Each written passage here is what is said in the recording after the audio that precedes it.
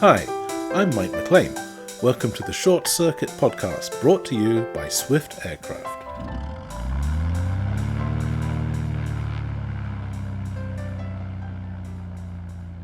In this series, we'll be chatting with a variety of people from all walks of life, but who all have one thing in common: aviation.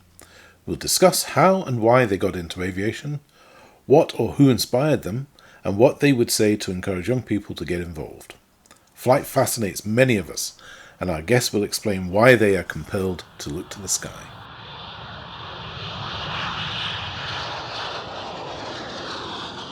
Today's chat is with Brian Davies. Brian is a director and also vice president of the LAA, the Light Aircraft Association. In this conversation, Brian shares how he progressed from a tricky time at school to a very senior position with one of the world's largest airlines. He covers the challenges he had, the inspirations he received, and how light aviation is now administered in the UK. But before we kick off, I have a request. Please remember to click the like button, share with friends and colleagues, and subscribe. This really does help us get the word out.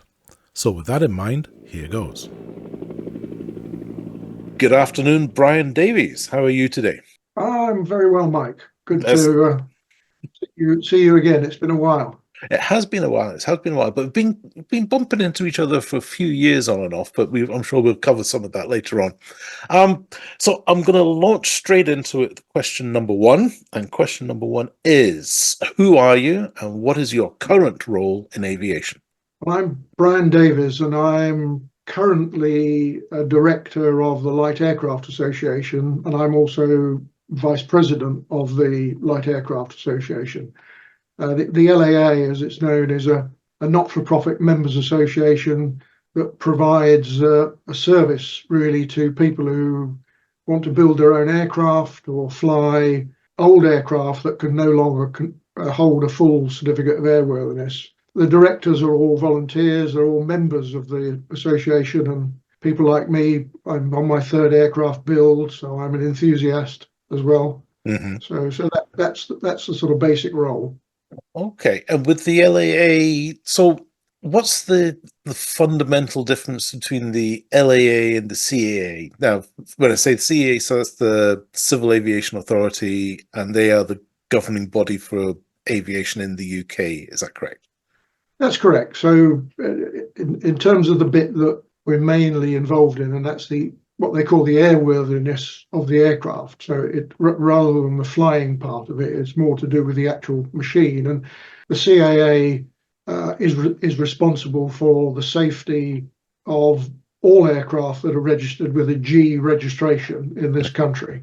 But obviously, their main focus is things like 747s and Airbuses and the big stuff, and the very small stuff at our end. It takes up an inordinate amount of man hours and costs a huge amount if you do it at CAA rates. So they have delegated basically two organisations within the UK to oversee the airworthiness of that range of aircraft. One's the Light Aircraft Association, and the other is the British Microlights Association. So they deal with the very small stuff, we deal with the slightly larger stuff and the more complex stuff. So our core task is performing a regulatory function for the CAA, but that's by no means the only part, because we're a members association. We're a lobbyist, we're a trade association. In many times we're challenging the CAA to say, must do better or whatever. Mm-hmm. And we also have a social side. We have sort of geographic groups of people. We call them struts, which is a bit of a strange name, almost like social clubs around the country. And we also have type clubs that are affiliated. And a good example is the Europa Club, which is a body of people who've built or fly Europas, and they form their own club and they affiliate that to the LAA. We provide them with insurance cover in return for which they provide the LAA with a huge amount of knowledge and expertise about what happens with the aircraft in service. So we do that. We also have a pilot coaching scheme where we can help people fly some of the more strange aircraft that we have. We also have an education area where we provide training courses. So it's quite a diverse organisation. Right. Okay. We'll come back to the training aspect of it a little bit later on, because I'm keen to talk to you about STEM/STEAM and how all that goes and stuff. But before we get back into all of that, I'm a little bit more interested in the man himself. So, what got you interested in aviation? Was it a particular aircraft, or an incident, or a location, or what first got you looking up? It's an interesting one. I lived in Aylesbury in Buckinghamshire, which is quite close to Halton, which is an RAF training establishment. Mm. So every day there were RAF aircraft droning over the house, which I was always looking up at the sky and sort of wondering what that would be like and what that's all about. Mm. But to a certain extent was always sort of unattainable, I think is the word. So my real link came, as it does with a lot of people, through model aircraft. Mm-hmm.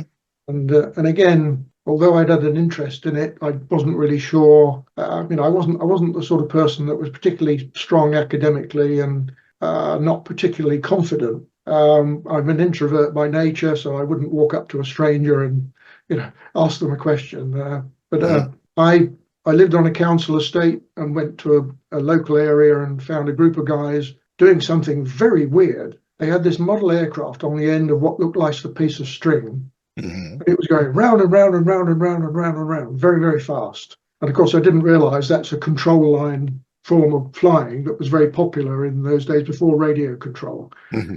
And these guys were, for me, big adults. They were actually probably 16 or 17-year-olds, but I was about 7 or something. And, they did something that I think is so important. And that is they saw my interest. And they stopped what they were doing and came over and told me all about it. Mm-hmm. Eventually said, would you like to have a go? And they actually allowed me to, they obviously had somebody standing in the middle with me, with their hand around my hand, and let me fly this model control aircraft. And I was hooked.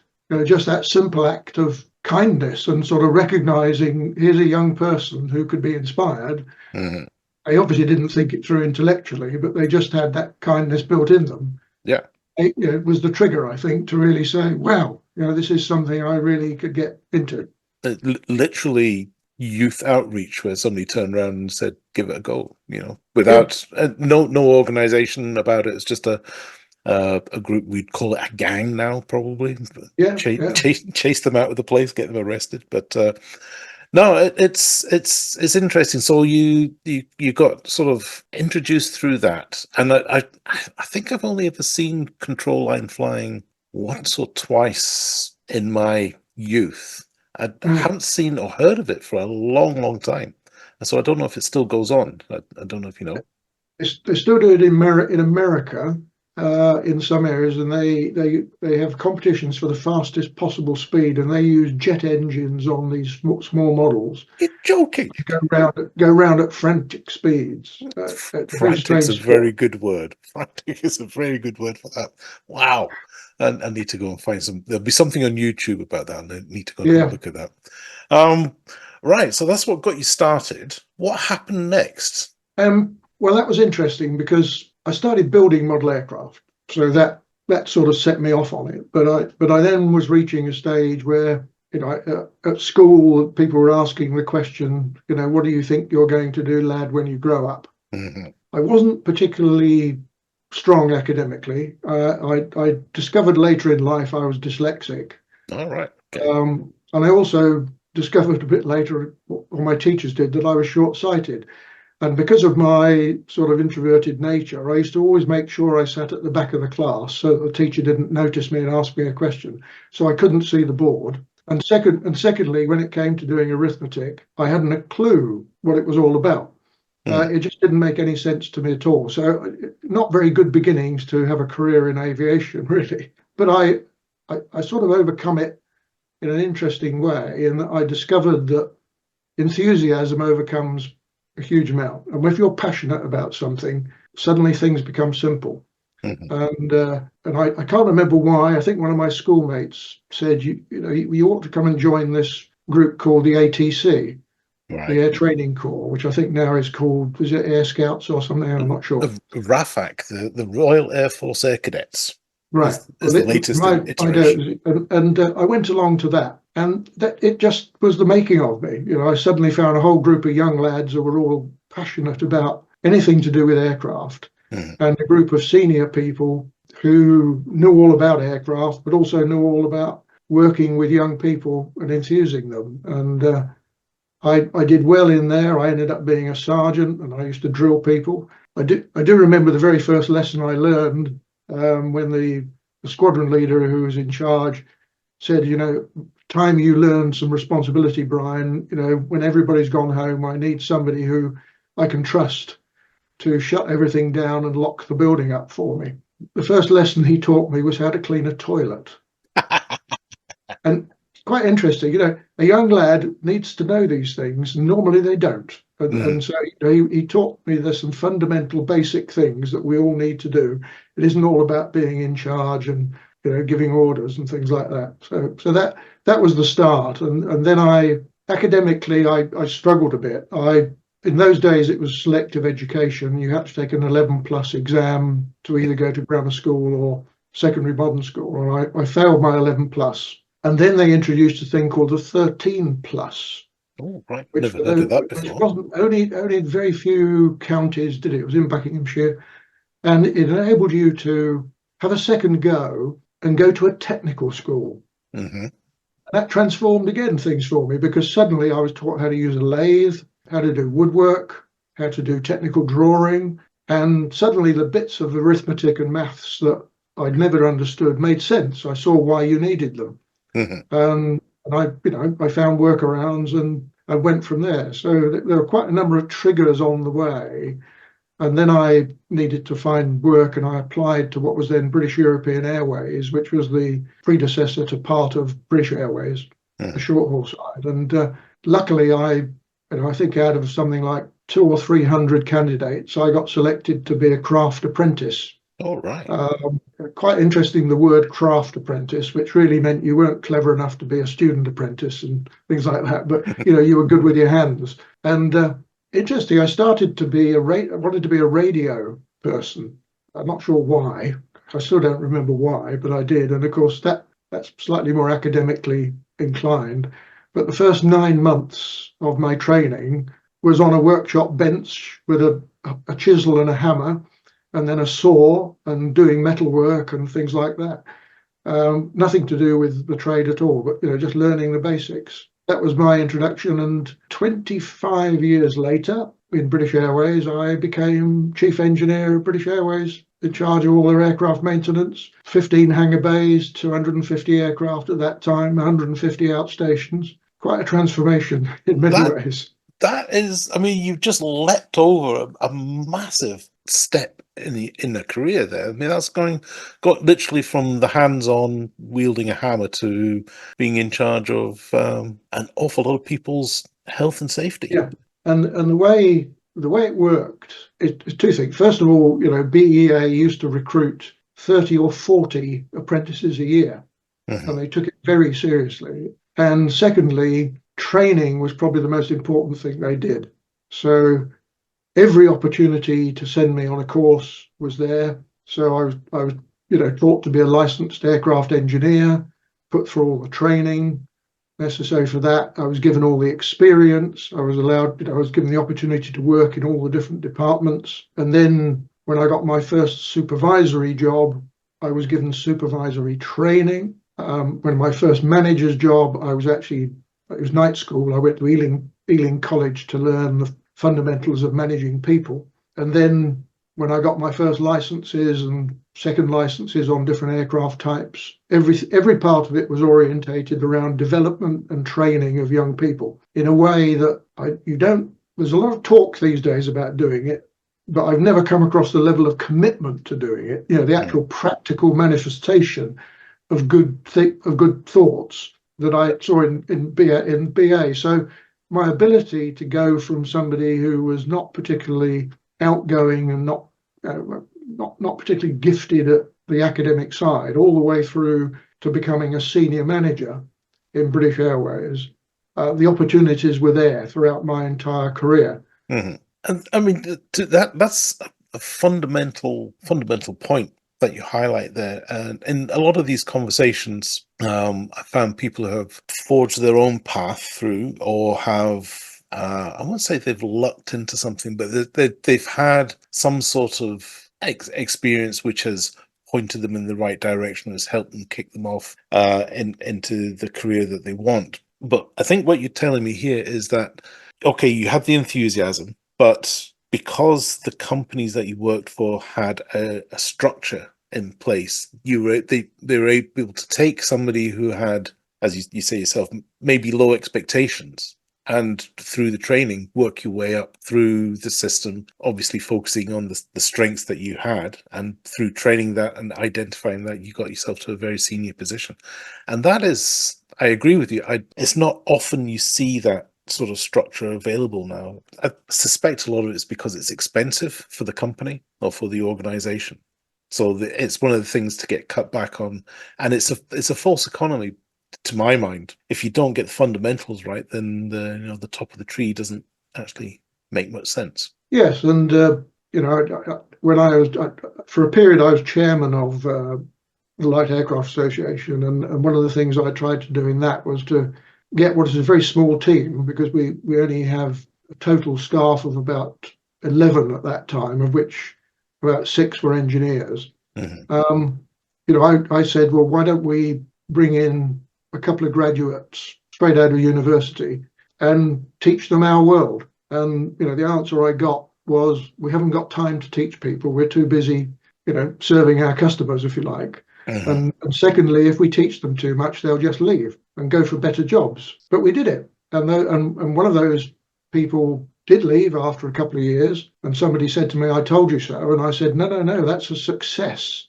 They've gone on now, and one of them now works in quite a responsible position in the CAA. They've got all that knowledge we've imparted into them, and they will contribute to the industry and contribute to us for years to come." And okay, it was a bit of an investment, but I think it was really a very valuable investment. I'm sure that'll pay back over time as well. If you tend to have some sort of fondness for people and organizations that have helped you up. So, it's the way it's got to be. You have to invest in the people, otherwise you end up with no people. All right. Okay. That's fascinating. An awful lot of that story I did not know at all. My next question then is on development. So you must have seen in your career an awful lot of changes. I mean, we talked about one of the models that's in your office there of the Vanguard, which was in its day quite a cutting edge aircraft, especially coming out of the UK. And now we're up to, Airbus A380s and Dreamliners and all this sort of thing. And you will have seen the transition from metal aircraft to carbon fiber composites, and you would have seen transition from pistons and turboprops through to turbojets, then turbofans, all these sorts of things. What do you see coming next? What's coming over the horizon that's going to have a significant impact? Well, I don't think there's a what. I think there's lots of things in that. We all talk about developmental S-curves in terms of development. In that, when you have a new idea, you start off and it bumps along at low level, and then suddenly takes off almost exponentially, grows very rapidly, and then matures, and then everything levels off, and it becomes perhaps a little, we call it mature now, but actually it's dull and boring in some people's eyes. And we went through that during many of the years when I was young and working in the aviation industry. As you say, the introduction of the jets. I had a very exciting time because my subject was avionics at that time, in that I was right in the thick of the first automatic landing systems. So we were doing, full blind landings, Cat 3B, which is the lowest level of visibility landings in Tridents, every day of the week, carrying passengers using computer systems that were actually analog computers that had whirring gears in them, and relays and things like that. And amazingly, they worked.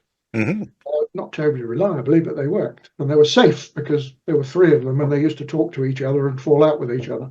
So I saw all of that. And then I saw the industry mature. And I think, we got to a point after Concorde, because I was involved in Concorde as well, things started to look pretty much the same. Every aircraft looked like an aluminium tube with a couple of things dangling off the wings that gave it propulsion. And, I was sort of saying, yeah, I saw the best of it. But, and this is a big surprise to me, the whole thing's taken off again. It's taken off in a very exciting way, in that, we've gone from, as you said, this very fixed thing to now suddenly we've got self-driving cars on the horizon. We've got artificial intelligence there. We've got climate change, driving change, huge change forced upon the aviation industry. And now we've got, the potential for autonomous taxi-like vertical takeoff aircraft. We've got electrification of power systems, maybe hydrogen, new materials, new construction materials, carbon fiber, and now beyond carbon fiber to much more sustainable and nice materials. So all of these things have sort of kicked the S-curve off again, and we're now back into this sort of rapid period of development where none of us really know where it's going to go. So I think for anybody now joining the industry, they're not actually joining a mature industry. They're joining one that is having a second burst of innovation, which is really quite an interesting time to get involved. What was the phrase that was used back in the day? The white heat of, was it innovation or something? It was something like that. Yeah. So we're having a renaissance. I think we are. Yeah. And there was a time when I perhaps would have said to somebody wanting to join the aviation industry, maybe there's something more exciting. I wouldn't say that now. I'd actually reverse that and say this thing is really going off in all sorts of directions. And again, it's quite difficult to predict which bits of it will carry on and which bits will just, as always, you get some of them die early and some become the future. Who knows what it's going to be? And within the aviation world, I mean, you've been in it for a long time.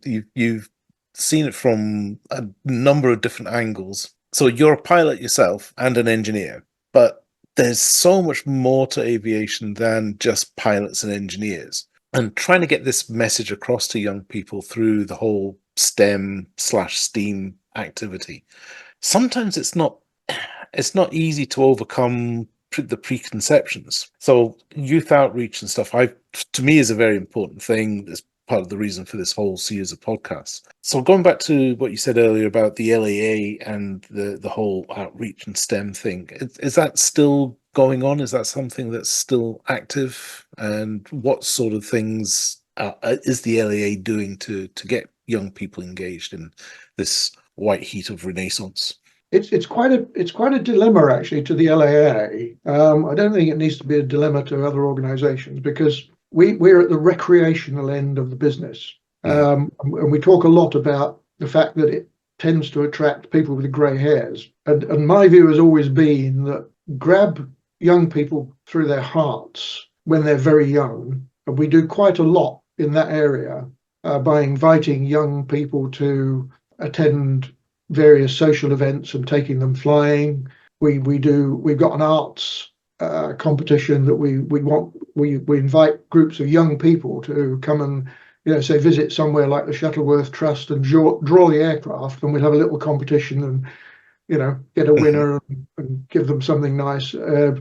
We've got this pedal car events that we have at our rallies, and I'll talk a bit about the rally if you want me to in a while, where parents can come along with their young children, and we can stick them in a pedal car aircraft, and they can make all the vroom vroom noises and all the rest. But all of that's capturing their hearts, not their intellect. And I think the next stage, which is the sort of teenage bit, it's quite hard for the LAA to get into that bit. But it's easier in the gliding world, actually, because the gliding world is set up to bring younger people, 14 years onwards. So that's a good place to start. And we work very closely with the other associations. We're not at all isolationist or competitive. So there's a route there where young people can get involved. And for us, we actually really go after people for membership when they're older. and that's when you go for the head rather than the heart. They will remember the heart, remember the excitement in their youth, and so we will then capture them when they're probably 45 onwards, and they can start to afford to have flying as a recreational activity. That's the difference, I think. I think you hit the nail on the head there. It's when you can afford to do it. I mean, gliding is relatively cheap compared to powered flight. Yeah. So yeah, and when you're a teenager, unless you are completely and utterly smitten, that's not what you're going to spend your money on. Some people have. I mean, we've had quite a few guests they spent all their spare time down at the local flying club and have talked their way into flying and all the rest of it. But for the majority, if you've got a small amount of disposable income when you're a teen, you're going to spend it somewhere else. We starting to get a little bit short on time now. So you mentioned the LAA rally. Now I was at the rally in 2023 down at Popham. Yes, that was at Popham. So I was down at Popham last year, and I've been to a few rallies over the last decade or so. So yeah, what's the big attraction? What's the objective of the LAA rally? How does it work? What do you get out of it? And you've got 4 minutes. Three things quickly. One is it's largely a social event. So, it's an opportunity. We've got 7,800 members. So it's an opportunity for them to get together. It's an opportunity to fly their aircraft in and sit there. But it's also an opportunity for mum and dad to come along with the kids and actually get right up close to the aircraft, touch them, talk to the owners and the pilots, and start to get enthused about it. Mm-hmm. And then it is an advertising event. All of the people that support us, the aircraft kit manufacturers, the people who supply all the parts, people who supply apparel, whatever, they can come along, and it's an opportunity for them to showcase their goods at a relatively low cost, because being not for profit, we're not trying to do this to make money. Mm-hmm. We're just doing it to bring the community together. I mean, that sounds. I've always enjoyed them. It was when we were doing a lot of stuff with Europa at the time, and the shows at Sywell, and it was always busy. It was always lots of activity running around and so on, and it was great to see, especially as you say, families coming through. So if you had a nice sunny day, which happens sometimes, you get all the kids running around and so on, and you can see them getting enthused and catching on the idea, the bug starting to take hold. And I think, as you say, with the LAA, you get not just normal airplanes that all look the same. You get all the weird and wonderful stuff. You got the replicas of biplanes and triplanes from World War One.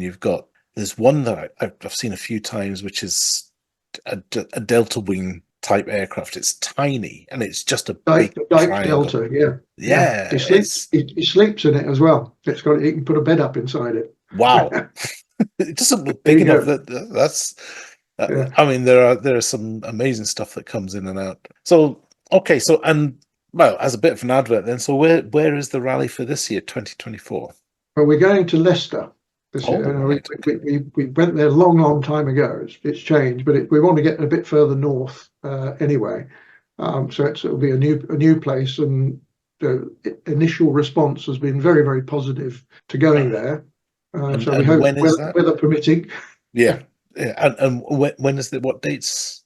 We always try and pick the last few days in August, first few days in September. Right. And if you check with the Met Office, for some strange reason, looking over 100 years worth of weather patterns, that particular few days are the most settled few days in the UK's weather history. Right. So that's put the kibosh on it for this year then. It has, hasn't it? Okay, so Brian, we come to the final and the biggest question of the day, because time has shot by. This has just really flown by. We could talk for hours. But the big question of the day, and possibly the hardest one for you, what is your favorite aircraft and why? Well, actually, it's not hard. And this is genuine. It's not just because I'm talking to you. Actually, the Europa, it was the first aircraft I built, and I've still got. Right. Okay. Is the aircraft I'm passionate about. I get in, and it always brings a smile to my face.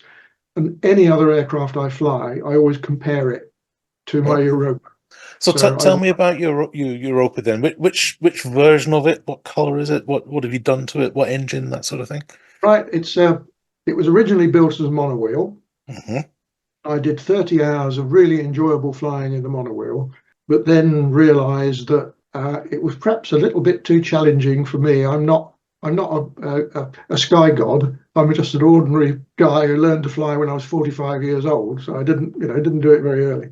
So I converted it to a tri-gear, which was Hmm. the best thing I ever did. Because once it's in the air, you can hardly tell the difference. It's got a 912 ULS Rotax engine in it. It's got a nice leather interior.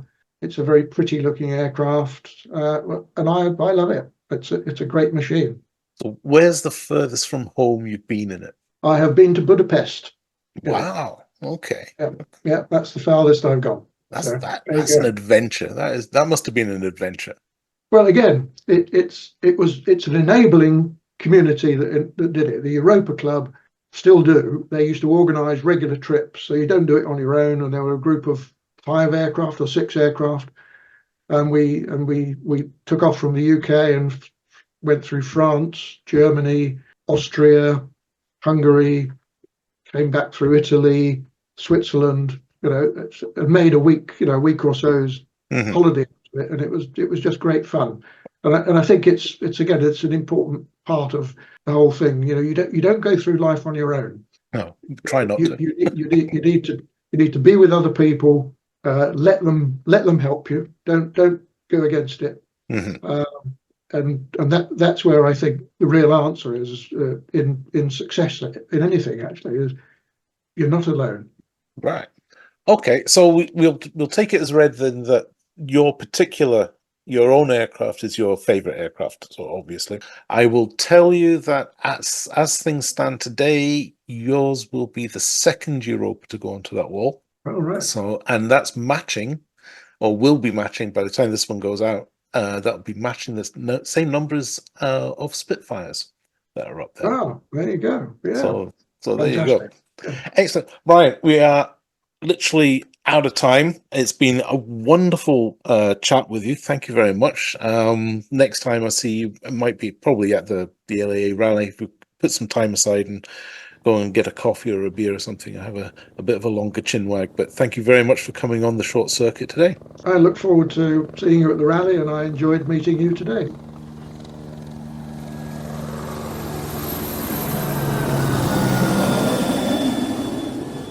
So that was Brian Davies. His career path is one that deserves respect indeed. Finding that one thing that fires the passion within and working through the stages to achieve such a position of high responsibility must be very satisfying. His current roles bring some weight with them, but you can tell from his voice that when he leaves the ground in his Europa, built by his own hands, all that weight is left behind as he heads for the clouds. So we say thanks to Brian for his hashtag inspiring aviation story, told here on the short circuit. Fly safe.